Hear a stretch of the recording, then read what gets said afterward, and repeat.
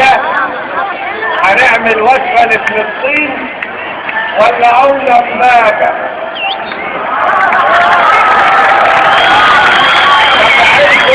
لما عرفوا ان احنا هنوجد وجبة لفلسطين ولا قلنا بماذا؟ انا عايز اعرف فين المسلمين اللي عندهم استعداد يقتلوا المسيحيين؟ فين دول؟ جبتهم من كمان. اللعب اللي بيتلعب الشعب المصري كان حسن مبارك مش هيعرف يشيل شوية عيال بتلعب علينا. اقسم بالله العظيم وانا عشت فوق 30 سنة في مصر، اللي في الصعيد واللي في القاهرة واللي في الغردقة واللي انا عمري ما شفت واحد مسيحي عنده استعداد يقتل واحد مسلم، وعمري ما شفت واحد مسلم عنده استعداد يقتل واحد مسيحي. احنا بنقول ان رغم اللي انتوا عملتوه احنا دينا واقفين وقفة لفلسطين وهنفضل واقفين وقفة لفلسطين، وجايين لك يا اسرائيل بس، جايين لك بس.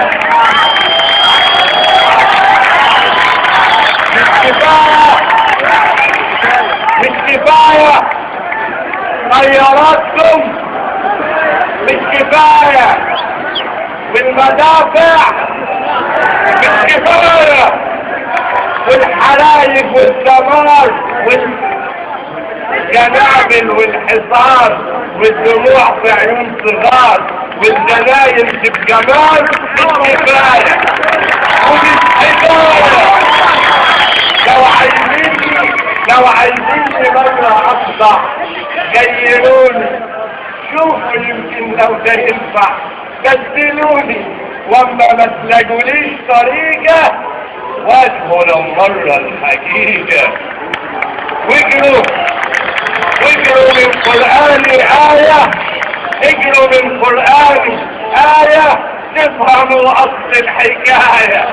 اني بضحك على الجنابل موتة جاية وقلبي جابل، تعرفوا ان الجنابل والمدافع والقضايا والسلاح اللي معاكوا ومش معايا مش كفاية.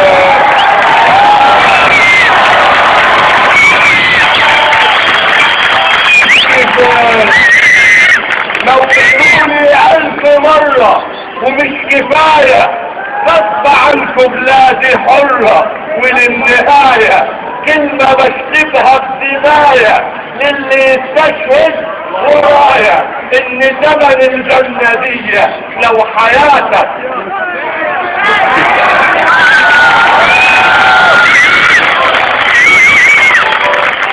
رايحين فلسطين مشي واخبطوا دماغكم في الحيط يا يهود.